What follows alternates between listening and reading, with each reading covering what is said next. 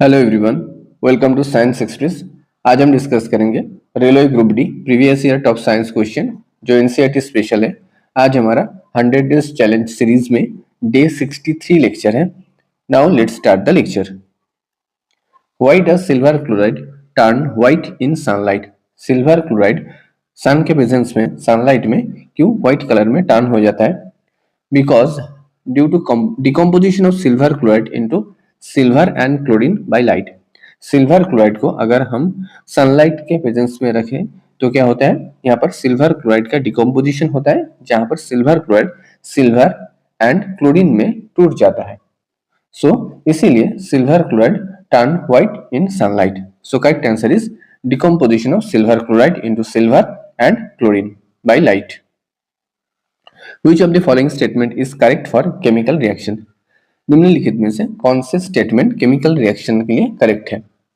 So here answer is the chemical reaction involve breaking and making of chemical bond।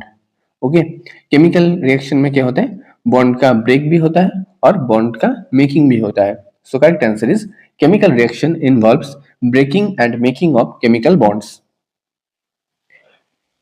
The compounds having same formula but different arrangement is called। कोई भी compound का same formula हो और but different तरीके से वो arrangement हो तो इस प्रोसेस को और इस फॉर्म को हम क्या कहेंगे? सो it is called isomer.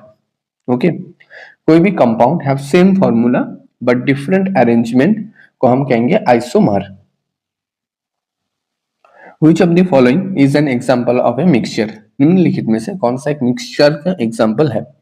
So correct answer is the brass. Okay, brass एक मिक्सचर का एग्जाम्पल है। Which of the following is an example of mixture? That is the brass. What does P represent in pH? pH जहां पर हम 0 to 14 एक pH scale होता है, जहां पर 0 is to up to 7 is the acidic and above the 7 is the basic। Okay, and 7 is the neutral. इस pH scale में P का मतलब क्या है? So it is called potenz. Okay, it is called potenz. Which one of the following is the correct reactivity order of metal reacting with dilute hydrochloric acid? Okay, यहाँ पर correct order कौन सा होगा?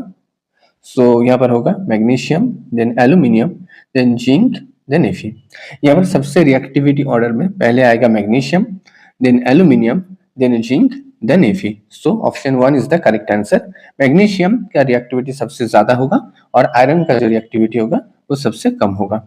Okay, जब ये metal react करेगा dilute HCl के साथ, हाइड्रोक्लोरिक एसिड के साथ। Which of the following element is present in an antiperspirant deodorant? Antiperspirant deodorant में कौन सा एलिमेंट प्रेजेंट होता है? So it is aluminium. Okay, it is aluminium. Okay, इसका एटॉमिक नंबर होता है 13। इसको हम Al से रिप्रेजेंट करते हैं और एटॉमिक नंबर है 13। सो correct answer is aluminium. Identify the element that is not metalloid. निम्नलिखित में से कौन सा एक मेटालॉइड का एग्जांपल नहीं है? So correct answer is xenon.